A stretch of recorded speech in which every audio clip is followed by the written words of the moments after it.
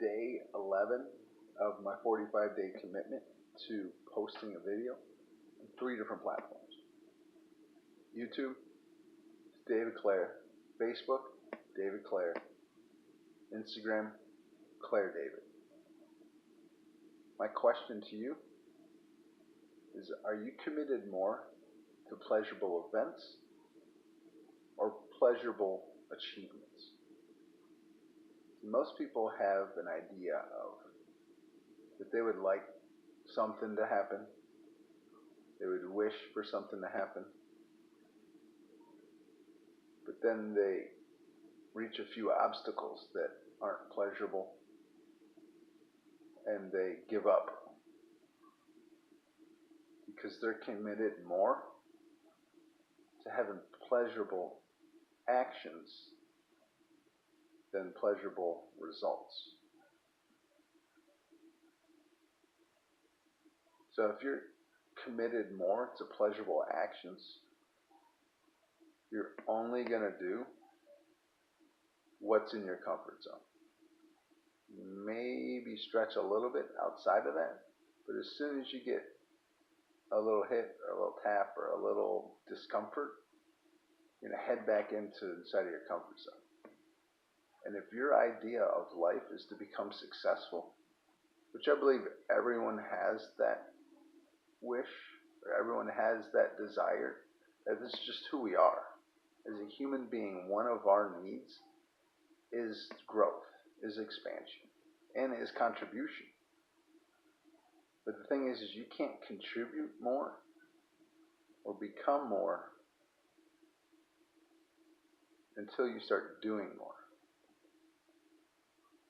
You need to start doing things that are outside of what is comfortable for you. And if you're really challenged by getting out of your comfort zone, do something little.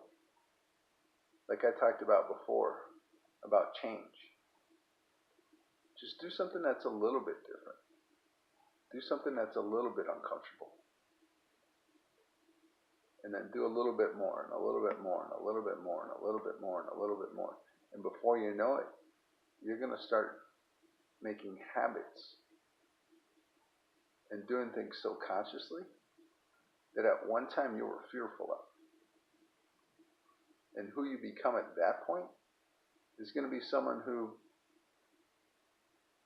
I would imagine will be much more tolerable to change, much more tolerable to things just being different, just being in a place that's not comfortable, and willing to take on what isn't comfortable.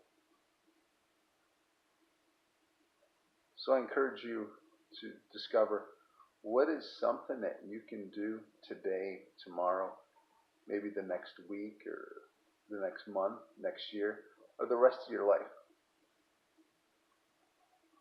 that will challenge who you are. And then eventually you'll get to the point where you'll be committed to a result opposed to committed to a pleasurable event.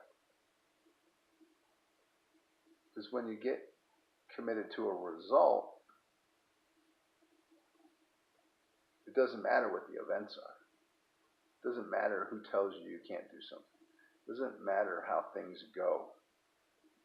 Because you know that your destination's out there. And if it's out there, then you realize between where you're at and where you're going, or where you want to end up, there's going to be some rocky roads. There's going to be rejection. There's going to be curves in the road. There's going to be bumps in the road. There's going to be every kind of analogy or whatever you want to say. It's not going to be easy. And that's all right. You do the hard things hard. You do the easy things easy. Sometimes you hit the express lane. Sometimes you're stuck in the mud. But if you just keep moving, just make today better than yesterday, so that tomorrow you'll be closer to where you want to go. It really is. If you just make 1% change a day, that adds up to 365%. But it actually will be a lot more because of the compounding. So if you just do a little bit more, get a little bit further out of your comfort zone every day, it's inevitable that you'll be successful. But you have to stay committed to a destination. Don't stay committed to a pleasurable result.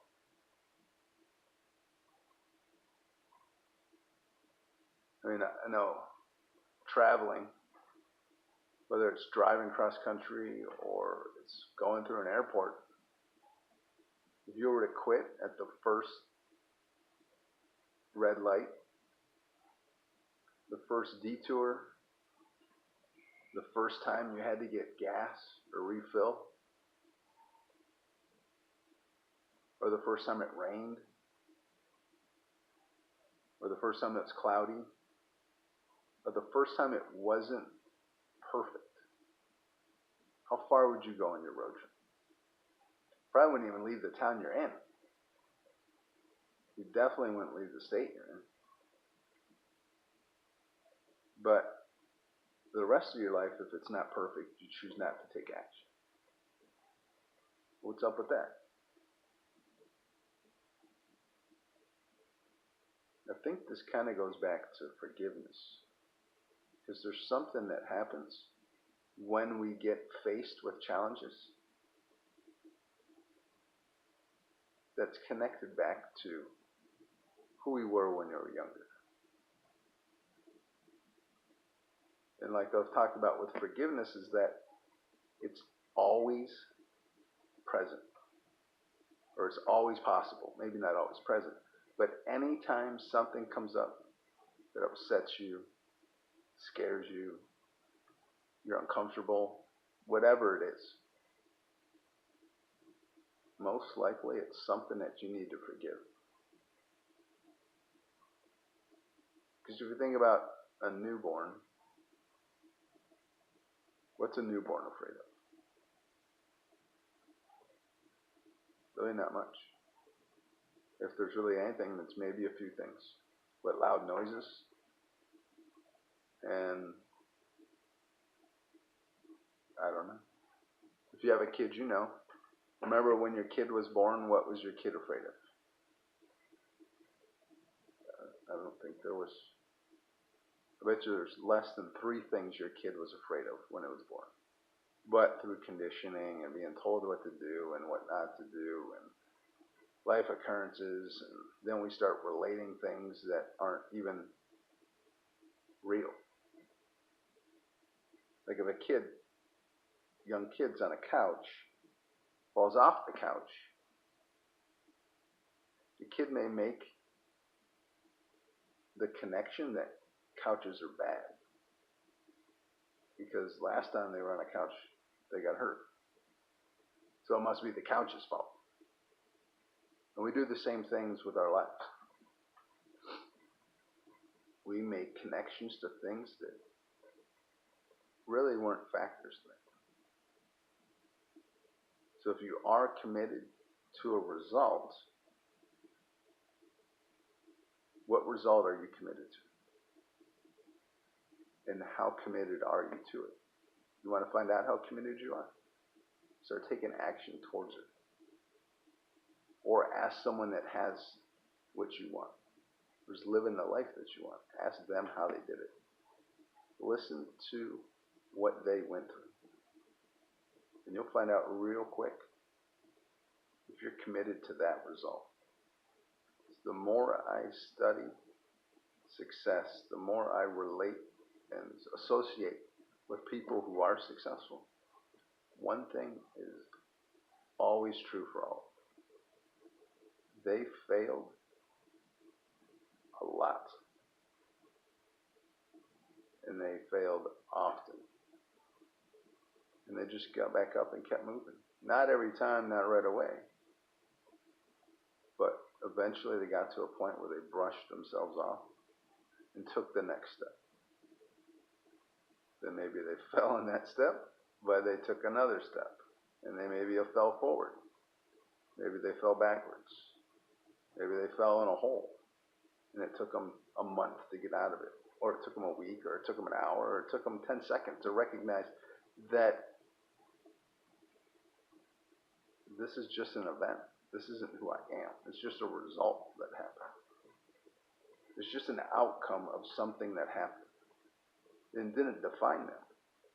It doesn't have to define you. You're only a failure when you stop at failing. Winners fail more than failures try. So my question to you is, are you committed more to perfect events, or are you committed more to desired results? If you're committed to desired results, we need to talk.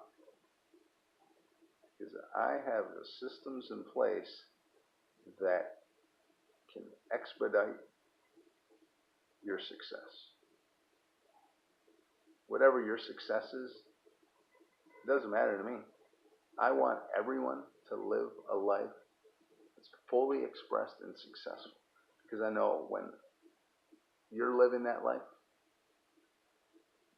and your friends are living that life, and your family's living that life, and your city's living that life, and your state's living that life, and your country's living that life, and everyone's living that life. Could you imagine how great the world would be? Could you just imagine how amazing it would be if you watch the news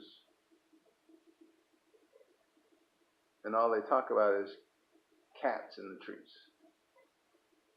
and a balloon flew away from a 3-year-old,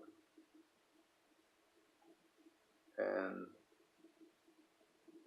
someone got a flat tire on our main road, and that slowed down traffic. Or that it's raining. Imagine if the worst news on the news was the weather. Could you imagine how amazing and beautiful this world would be? That the worst thing when you turn on the news you hear is that it's going to snow 16 inches today. Or it's going to flood. Or it's just going to rain a little bit.